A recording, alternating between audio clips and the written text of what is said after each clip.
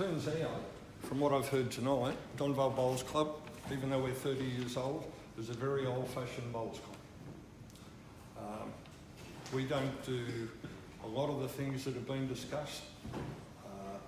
We're now on our fourth 5-year plan, not because the first 3 failed, because we ran out of years in the 5 years, so we do another one.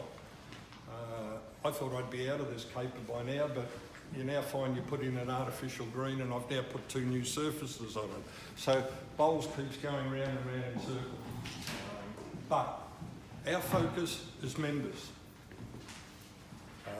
We do complete, and I know it hasn't been clarified what you should do, but we complete what's called the participation rate for bowls clubs.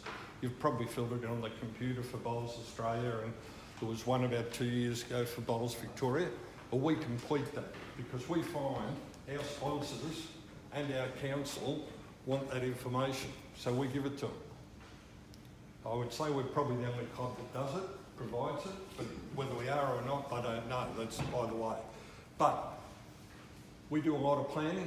We've just started a new 5-year plan. We've got 5-year plans for Pennant, and I can give you an example of our 5-year plan. We had an enormous run of success for 12 years. We started off with 2 teams on Saturday, got it up to 7. Got from Division 3 and Division 7 to Division 1, 2, 3, missed 4, 5 and 7. And then we found out the trouble with bowls clubs caught up with us. We'd all got 15 years older and we got relegated.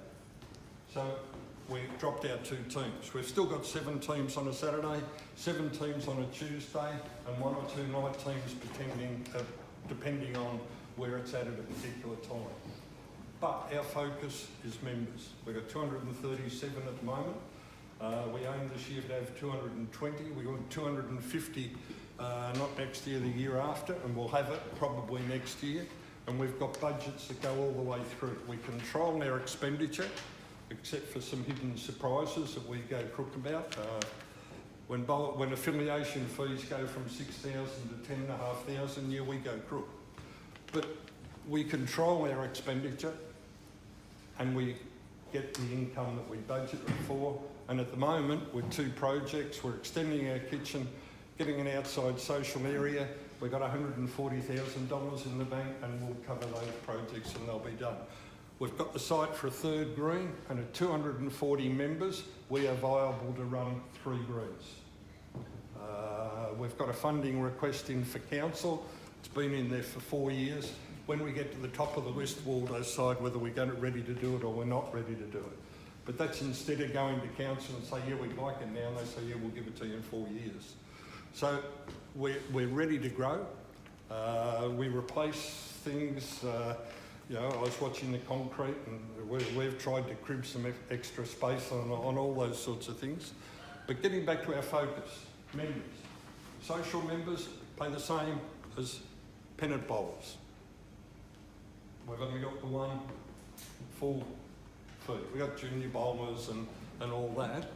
But we want people to come along, join our club and use our facilities. We have, for us, quite large social functions, but we don't get a lot of outside groups in. We try and get our bowlers to play. Hence we've got 7, 14, 16 Pennant teams in Saturday. Each new Pennant team is worth $3,000 in green fees and raffles. So when you know what your business is and your plan, we do it by members. We only pay 3 people, the greenkeeper, we've got a paid coach, and we've got a performance manager. You might say why both, but we're trying to do a 3-year catch-up to get back where we see ourselves as playing in Pennant.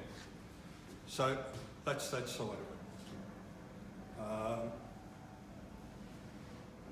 I've spoken to lots of clubs over the years about membership, and I generally get a phone call back from people to say, months later, to say, we tried that and it didn't work. We tried that and it didn't work. There is a problem with recruiting new people, and it's not getting them through the gate onto the green, like barefoot bowls, anything you want to do. It's getting them to be a member and to use facilities. or you can keep going for the big functions. But we find as a bowls club, by about January, February, particularly the ladies and a lot of the men that do a lot of volunteer work have just about run out of puff. And we're saying, come on, lift your game, it's finals soon. So we pace ourselves for members. We know the income what we want, we control our expenditure. And out of that it comes volume. How do you get them on the greens? Right through this winter. Started now and right through till the end of August. On Tuesday we have 2-4-2. 4. Right through. Different people, some will go away and come back. Probably 80% are our members. Other people are welcome, but it's 4. Wednesday is triples, 4. Saturday is 4s, 4. And at the moment we're using both greens. When we shut the grass green, whenever that'll be, we'll squeeze back onto the one green, and that goes all the way through to August. Thursdays, we've got coaching development sessions for any members, not just pennant players. Come along and there'll be 3 or 4 coaches there to handle them and to coach them. When the numbers pick up, it only started last week, when it picks up on a Thursday, we'll open the Monday one and we'll split them, because we like a ratio of 25 members to it, and we coach them. We've got 2 advanced coaches, which is, other than for Steve Glasson, is the highest level of coaches. The club paid for their fees, $1,000. So 2 of them are at advanced level. Another 10 are at club level. We coach the coaches coach the players or the members. And during the summer, or during September, pre-season into the summer, we focus on pennant. But right through the winter, it's there for all members. So that's the shape of the club. Now, one of the things that we look at is, and we have to keep changing, if you want 50 new members a year, we believe you have to get, and this is in our little world, we have to get about 100 people onto our greens, because we'll get 50 of them to join. And that's what we focus on. Now, we have every Wednesday afternoon a Probus group. For local 5 Probus clubs, they can all come along and bowl for nothing, and we recruit out of that. On a Thursday, we have University of Third Age, U3A. We run that through the summer and winter. Doncaster Bowls Club tried it. They only ran it in the summer because it gets a bit cold in the winter, and they didn't get anything out of it, and they say it doesn't work. We go right through the year. And if 20 come along, we get 20 members. The other thing that we've tried in the last 2 years, or the last 12 months, we've run it twice now. I was going to say one of our new members, but and I've been around bowls for a long time, came to our club from Albert Park and he said, why don't we have an open day? What do you call an open day? And he said, oh, well, we deliver flyers, we put up estate agent signs. I said, yeah, we can do that. But, what else do we do? He said, oh, anything we want, we make it a hell of a lot of fun. So we got 3 or 4 people and we put it together again. We've run 2 of them now. We delivered 10,000 flyers this year, printed by our sponsors. We delivered it in September, and we called that pre-season training. We got all the members, 2 each, so they didn't have to cross over the road and get run over. But we got 2 each, gave them the brochures and little maps on when they were delivering. Off it went. We got 2 big estate boards up on Springvale Road and Reynolds Road, passing traffic. We got in the Manningham Weekly, the Leader one, whatever that is.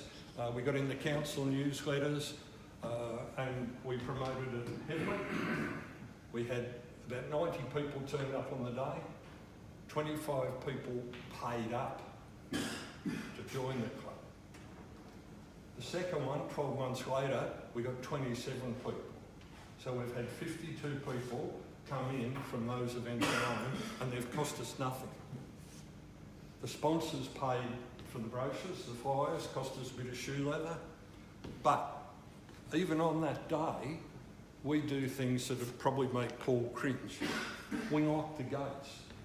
Forever in a bowls club, one of the things you hear is, open the gates, let them in. We lock it.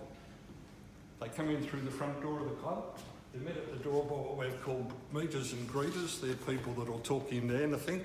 They're selected for that criteria.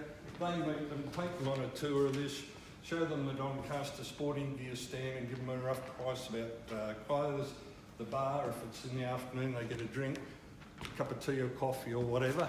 Over to the sales team, we'll start to recruit them. They still haven't got out to the greens yet. Sales team hand over to the next team who take them outside and over to the people. We call them coaches, but they're not our coaches. We don't want to coach them, we want to get them, they're people that'll get them putting bowls down as quick as they can so they can have as much fun, not, you know, you face this way and put the mat down and, you know, it's good, just whack the mat down, whack a jack up there if you put one up there and get them to bowl. Oh, gee, look where that goes. Then you explain the bowls and you get them in. When they come inside and they join up, it's the only time of the year we've got an FPOS machine. They pay and they get past the next Wednesday night. Now, that's not the end of it.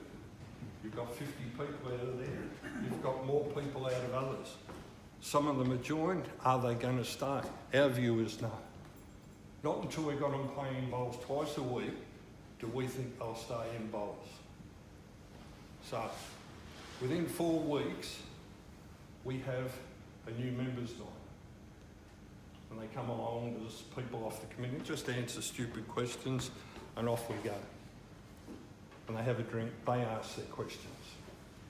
After that, they go to, every Wednesday night during the summer, we have twilight bowls, we call it. They come along 5 o'clock to 6 o'clock, free coaching. If they want 6 till 8, bowls. 8 till it finishes, they come inside and have a meal, not a big meal, whatever's on the night. Bars open, raffles and all the usual thing. And most of those people, of the 90 people that attend, are new moles.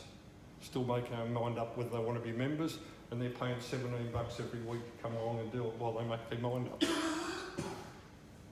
When that finishes, so that they don't disappear over the winter, 242 is the designated day for them. We get them all there to play through the winter on 242. When we go out soon for pennant players, I would say next year we'll have another 40 pennant players. So for us, it's a process. They join, we're not having any problem with it. We do have a turnover, every club I think's got a turnover. When we were down at 50 and nearly disappearing, we lost 5 every year. 200, we lose 20. So it's about 10%. So 230 say now, we'll go back to about 197 and we'll be back to where we are in August and we'll be heading for 250 by this time next year. And then it happens again and again. So on that list, which is mainly just to take you through it, we want to get them to join. We use various options of getting into the club. Is that the list? Yeah. Various options to get them in, I've mentioned them. The new members' day is working well at the moment, but U3A worked really well for 3 or 4 years. It's dropping off. We might retire it soon and bring in another one. We just keep it going till we get the people that we want. Everyone will say things don't work. Try it again or try something different. What's the university of third age? I think it's across Victoria. It's mainly for older people. It's free for them. Well, they pay $30, I believe, and they can do computer training, whatever. And we've got a program in there called Lawn Bowls, and they come along to us for the 2 hours each Wednesday. And what? Sorry? Who runs the local team? No, I don't know. It's run by a committee, but I don't know where it's set up. So it's actually headquarters in the city. You've been involved in the Donvale, you were involved in the No, but they are an entity on their own. Yeah, they are. We're in the headquarters in the city. Yeah. But it's gone quiet at the moment, so it'll probably be retired soon. But all it means is we'll find another one. Just a question. social membership and your full bowling membership, even though they're all paying the same fee, does the social member is the social member greater than the bowling members? No, at the moment we've got 140 people play penny, so we've got 60, 70, whatever the difference is between 130 that are only playing social bowl. And do they get a vote at the AGM? Yes. So if you ever had a greater number of social members, Yeah, well, we'll worry about anyway, that. In theory you could, yeah. but in our constitution we have what we call the Matheson clause, which was because Bruce Matheson, who owns one or two hotels and some poker machines, has started to show interest in taking over bowls clubs by getting a large number of people to join, and you find yourself to get outvoted. So at the moment we've got 230 members. We've got a maximum membership of 250, which we change it whenever we get there, and we keep taking it up to leave just enough room for new members to prevent a takeover. Because I know 4 clubs that are in the game at the moment. So that's written into our constitution. You can't. Why is your maximum membership 250? Because we don't want anyone to come in and stack the club. When we get to 245, we'll make it 275. We'll always have a gap. Box Hill RSL took over Box Hill Bowls Club. Similar fashion. It happens. But that's just a byproduct. But yeah, we're very careful on our membership. But everyone's paid, and I heard some things before, everyone on it's affiliated, which is a bit of a pain. We shouldn't have done it, but because it's now costing us quite a few bob, but we're financial, so money, when I started bowls, everyone said money was the problem. Money's not the problem. Organising yourself and doing, you can have a turnover of $1 million if you want, but at the end of the year, I know clubs that did it. I know one that had 1.4 million turnover made a loss. And we've specifically shot, well, we don't need it. If we need it, we can do it. But our greens are full of members bowling nearly every day of the week. How much is the membership? $160. Between that and green fees and a bar and it generates our income, and we keep our expenses, and that's been our focus for 20 years. If we have to change the model, we're quite happy to do it. We've restructured 3 times. We're restructuring again at the moment. Because part of our belief is the structure, well, you go back 10 years and you had RVBA, VLBA, and a management committee. What do we do with these two? So we made one, the pennant and championship bowls, which is pretty easy. It runs that. Mainly a summer committee, you could say, because there's not a lot of it on in the winter.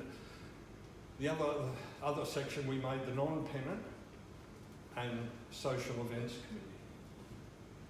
And at the moment, they're running about 50-50. But a pennant player can go to all the social functions, and a social member can just bring up the selectors and put themselves on the list as an emergency or whatever and play pennant. If they leave it too late, it's subject to a space in a team. But other than that, if they tell us during this window, we'll add to the number team, and I think we'll have another Saturday and another Tuesday too. So that's where we grow it. Excuse me, what's your average age over your way there? Sorry? Your average age? Unfortunately, it goes up every year. But the last time we pulled it out off our database, it was 67. But we don't have a problem with that. No. We'd love to have more young people. And we have boom times and down times. At the moment, it's a downtime. We had a large number of girls bowling with us, and they came through from about 13. But something happened between about 20 and 25, and they've left for a while. So, yeah, that's a moving target. But we don't care what the age is. We say we've got young bowlers and not so young. We've got good bowlers and not so good bowlers. And that's why we've got teams, well, we're not in first division, we're in second, third, fourth, fifth, and sixth, and wherever they are down there, and we want to get back. So that's the focus. We think we can cater for everyone. We can cater for top bowlers, and we can cater for people that just want to play pennant on Saturday and, in their words, enjoy it. And so be it. If they're doing it and paying their green fees and the membership, we're happy. So we've built our club around that. We're flexible, we'll change it if and when we need to. But at the moment, and for other than in pennant, but that was one of those cyclical things which in the age there, we're rebuilding. And that takes a bit of time because we're not going to go out and play, or we don't play players, so we're not going to buy players, and we get them like come because we've got two pretty good coaches, and most come to be part of the coaching program. So we used to have a coaching, umpires and skill development committee because we're trying to grow the skills of everybody in the club. The bowlers, the committee people, umpires. We've got, I don't know, it's written on there, I think it's 12 without putting my glasses back on, umpires. We pay all their accreditation fees, re-accreditation fees, whatever the club pays. We've now changed that to, it's gone under the name of a performance team because we've got a bowls performance manager who works with the head coach, the chairman of the Saturday selectors and the Tuesday selectors, and the president, but he doesn't come along, but he's welcome to any of our meetings, and the head coach. And that group is revamping the whole of our pennant and championship things. We're looking at putting teams of relatively new bowlers into tournaments, not where they go in and play Div 3 teams. We want them to go in and play Div 1 teams. Whether we pay their fee to go in it, because they mightn't win many games, but we're looking to fast track bowlers. The only way you can fast track bowlers is one, coaching, two, give them opportunities to play. So this is where our new first and second team's coming from. So we're in a rebuild, we're constantly in a rebuild, but that's our model. Get the required number of people onto the greens, recruit out of there into membership, and then get them occupied. Thanks, Paul. Fantastic.